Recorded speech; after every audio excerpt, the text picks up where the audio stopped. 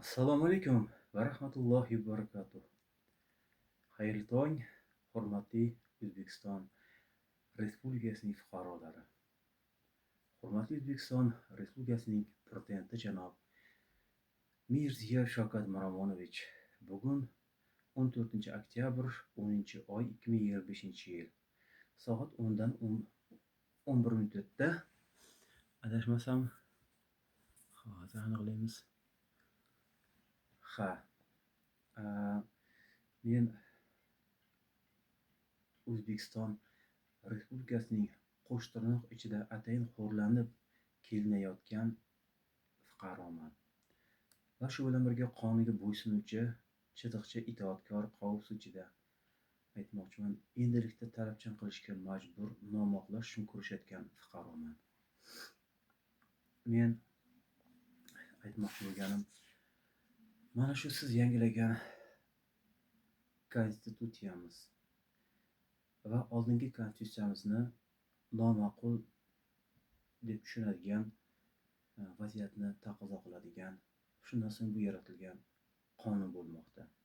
Asosiy qonunimiz, qomusimiz O'zbekiston Respublikasining konstitutsiyasi.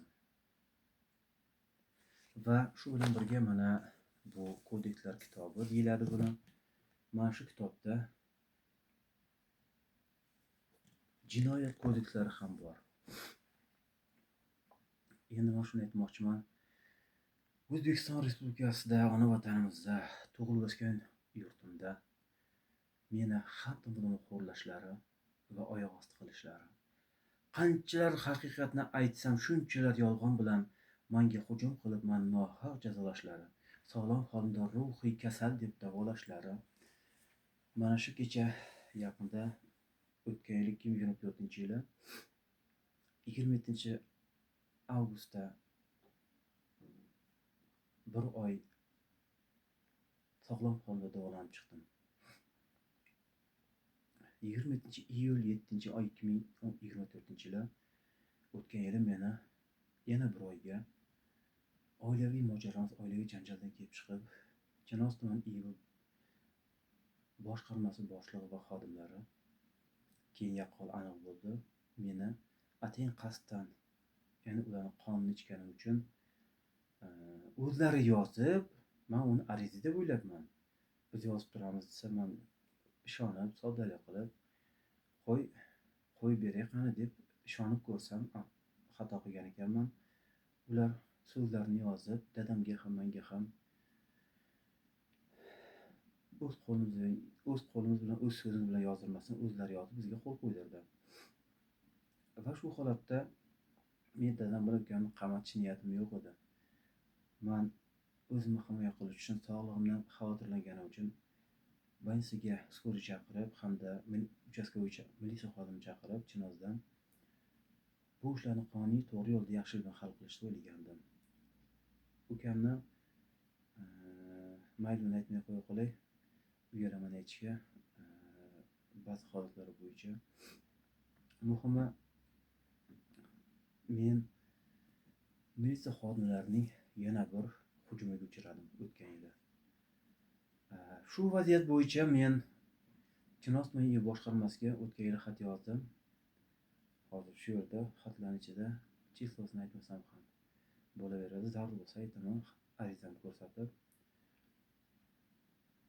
Ariza yozdim va javob xatsiz qoldim. Men o'sha menga nisbatan boshlangan ularning kirdikorli ishlarini fosh qilish uchun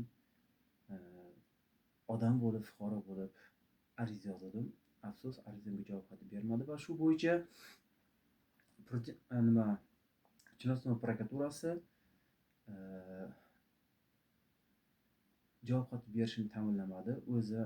O'zini soqit qilish uchun murojaatimni qarangki, aynan o'zini qo'liga yubordi. Bu kulgili, bu maynovatchilik emasmi? Qonun ishlamasligi shu yerda fakt, dalil emasmi? Va Chinoz tuman prokuraturasi menga bergan xatni yuborish xatini o'qib ko'rsam, u yerda ma'lumotlar to'liq emas, qisman yozib menga o'zini soqit qilganligini tushuntirdi. Men tushundim. Undan keyin yana xatlar bordi Chinozton uyi boshqarmasiga. Ularga ham javob xati berilmayapti. Bu odam Chinoz tumani IIB boshlig'i polkovnik janob Ganibekov Odilbek Ganibekovich bo'ladilar. 2016-yil ishlagan paytida ham Chinoz tumanida IIB boshlig'i bo'lganida ham meni murojaatimga adolatsiz javob xati berib, mani telefonimni olib qo'yib shu bo'yi bermagan, ya'ni 19-avgust 8-oy 2013-yili telefonim olgan Nurjan degan militsiya xodimi kapitan uchastka bo'yida kirdikorni yashirish uchun, uni himoya qilish uchun, haqiqatni yo'qqa chiqarish uchun shunchaki javob xati berdiki, ko'rsangiz guvoh bo'lasiz. Menda bor haligacha turibdi. 12 yildan oshdi. Ushbu militsiya xodimi IIB boshlig'i umuman adolatga moyil emas, adolatsizlikka moyil, nohaqlikka moyil, tuhmat va yolg'on bilan shug'ullanuvchi, shunday ishlarga moyil vatandoshimiz bo'ladi. Endi aytinglar, bu odam vijdoniymi, vijdonsizmi? Savol. Yana davlatimizda gazeta, televideniya, radiolarda, juda ko'p shunaqa bir joylarda yaxshi nom bilan maqtaladi. Aslida hayotim davrida, militsiya bo'lgan paytimda ham, mana xo'rlanib 12 yildan oshiq vaqt mobaynida ko'rishayotgan davrimda ham ko'ryapman. Aslida fuqarolar emas, qonunlarni buzadigan, jinoyat kodekslarini, moddalarini buzadigan aksariyat ko'pchiligi hozircha tegishli deb aytib turay, tegishli organ xodimlari, tegishli amaldorlar, tegishli shifokorlar va ularga sidqidildan xizmat qiluvchi adolatsiz fuqarolar ba'zi birlar. Eng avvalambor bir narsa to'liq aytilishi kerak, to'g'ri aytilishi kerak. Qonunlarimiz ularni har tomonlama himoya qilishlari ko'rsatilgan qay tarzda. Ular muddatni cho'zadida ishni keyin yopib tashlaydi, muddat tugadi deb. Va ularni 10 sutkalik qamoqxonaga olmaydi. Mana qo'limda kitobda. 2016-yilga olingan kitob. Va yangisida qanaqa ko'ramiz hali. Kodekslarda, jinoyat kodeks kitobida va boshqa kodekslarda ko'ramiz. Men endi aytmoqchiman, nima uchun men haqiqat aytsam meni yomon ko'rishadi va menga ular qarshi chiqishadi. Men bir oddiy fuqaroman-da. Ularga o'xshagan vlast yo'q, amal yo'q. Lekin meni amal bo'lsa ham tuhmat qilmasdim. Chunki men tushundim, inson qanday bo'lishi kerak. Bu 5 kunlik dunyoda 5 kunlik amallar bilan qayerga boradi hali? Allohim qarshisida bari uchrashamiz hali. Siz bilan ham, ular bilan ham. Shunda kimlarning qanday ahvolda bo'lishini ko'rib guvohi bo'laman. Allohim shariatda aytgan domlalar aytishi bo'yicha, imomlarda aytishi bo'yicha shunday tushuntiriladi. Allohim o'ziga bo'lgan, o'zaro bo'lgan masalalarni kechiradi, gunohlarni. Lekin ikki bandaning o'rtasidagi nohaqlikka Allohim aralashmas ekan va to rozi qilgunicha savoblarni berishar ekan. Men avvaliga namozlarimda duo qilib, so'rab, ularga insof ber, davlatimizdagi amaldorlarga insof ber, ularni kechirdim deb yurdim. Keyin bular ketma-ketlik hujumlarni amalga oshirib bergandan keyin va men inson bo'lib murojaat qilsam, qay boshqarmaga borsam, hatto shifoxonalarga borsam ham meni huquqimga, o'zimga qarshi har xil vaziyatlar uyg'onmoqda. Yana bir narsani aytib o'tay. Hozir bizni ichki oppozitsiya tizimimizda shunday qaror, buyruq, farmonlar yaratilyapti. Siz tomonidan, boshqalar tomonidan tegishli moddalarni ro'yxatga olgan holatda. Mana kecha Tashmiga bordim. Oxirgisini aytay. Xudo oldingilarni aytsam, ko'p narsalar bor. Tashmiga borganimda sizda imtiyoz bo'lsa, yana boshqa narsalar bo'lsa, biz sizni order beramiz dedi. Ya'ni men hozir e'tibor bering, men dokumentarniy jinniman, ruhiy kasalman. Lekin o'zim real hayotda sog'lomman. Bu hujjatlarda faqat nom ketyapti. Endi hozir men nafaqa ham olmayman. Hamda ishga ham kira olmayman. Hatto uylanishimda ham ZAGSda med ko'rikda o'tganda meni ruhiy kasal deb e'tirof etadilar. Baralla. Aslida men baralla sog'lomligimni aytishimni va ular qanchalik sog'lomligimni yaxshi bilishadi. aql hushim joyida, to'g'ri gapirsam, to'g'ri muomala qilsam, birovga tuhmat qilmasam, birovga yolg'on gapirmasam, doim diktafon bilan yursam, menmi tuhmatchi yoki ig'vochi, jinoyatchi, aybdor? Ular emasmi? Siz nahotki bularni ko'rib ko'z yumishga qaror qilyapsiz? Rahmatli birinchi prezidentimiz Islom Abdulaziz Karimov tushimga 3 marta kirdi. Uchinchisida Samarqandga kelayotgan ekanman, Damasda yarim yo'lda tushib qolib ketdi. Nima uchun tushimga kirdingiz deb savol beringda, yoki o'zingizga savol beringda. U yoqda so'roq bo'lyapti. Men dodlab, voylab, inson bo'lib, Allohdan panoh so'rab, madad so'rab, ko'mak so'rab, najot so'rab, rahmatli prezidentimizga xatlar yo'llaganman. Aynan sizga yozgan xatlarimni birontasi sizdan javob xat bilan menga ta'minlanmadi. Boshqa joylarga yuborilyapti, vakolat yo'q joylarga yuborilyapti. Umuman haqiqat aytganim uchun meni xo'rlashyapti. Qani agar meni qabul qilsangiz-u, men sizga bor haqiqatni aytsam. Men hech qachon birovga tuhmat qilishga kirishmayman. Teng bo'lib hozir men уже kimga qanday tushuntirishga Allohim qodir qilganchalik uchun tayyorman. Qani gaplashinglar men bilan. Faqat boshqarmalarda emas, sudlarda emas. Men ko'rdim. 12 yildan oshiq vaqt mobaynida ko'rdim. 2013-yili 17-9 avgust 8-oydan beri bugungi kunga qadar. Meni televideniyada gapirtiring. Men televideniyada передача oching.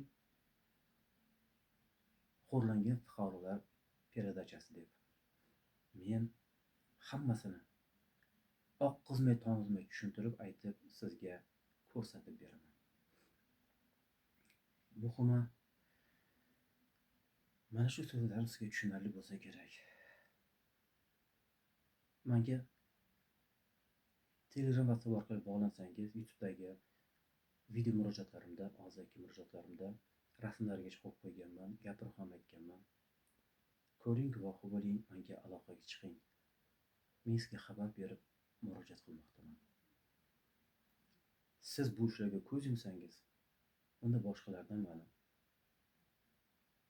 tushunadigan uchun fikrim bor. Men ona vatanimizda barcha adolat ishlar to'g'ri hal bo'lishini va oqlanishini xohlayman xolos. Agar bunga yo'l yo'q bo'lsa, men murojaatlarimni keyingi miqyosda olib borishga qaror qilaman. Agarki meni yo'q qilib o'ldirishga sizlarni Alloh sabab chiqargan bo'lsa, unda sizlarning qo'lingizda nobud bo'laman. Men o'limdan qo'rqmayman. Tiqadigan joyga tiqib bo'ldi. Sog'lom holimda davolab bo'ldi.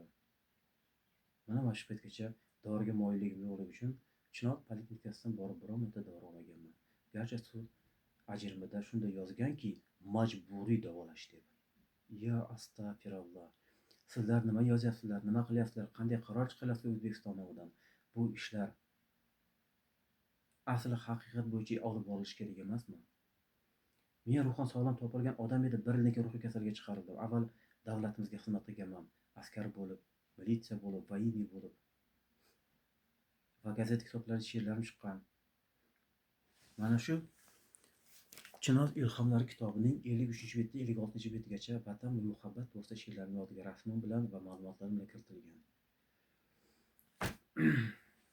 Menmi jinni ularmi? Savol. So'zimni shu yerda tugatdim. Qo'shimcha shu videoning qo'shimcha rasmlar joylashtiraman, telefon raqamlari bilan e'tibor bering, aloqaga chiqing, aloqadaman. Assalomu alaykum va rahmatullohi va barakatuh. O'zbekiston Respublikasi Konstitutsiyasining 23-moddasi ona vatan O'zbekiston Respublikasida ishlamaydimi? Meni davlatimiz ichida ham tashqarisida ham himoya qilishlari kerak emasmi? Aksincha, men qanchalik to'g'ri gapirsam, shunchalik xo'rlanmoqdaman, sharmanda bo'lib, qanchalar pok nomim, qanchalar qoralanib, men bu o'z huquqim talab qilib nom oqlanish yo'lida har tomonlama qiynalmoqdaman. Sizga murojaatim tushunarli deb umid qilaman.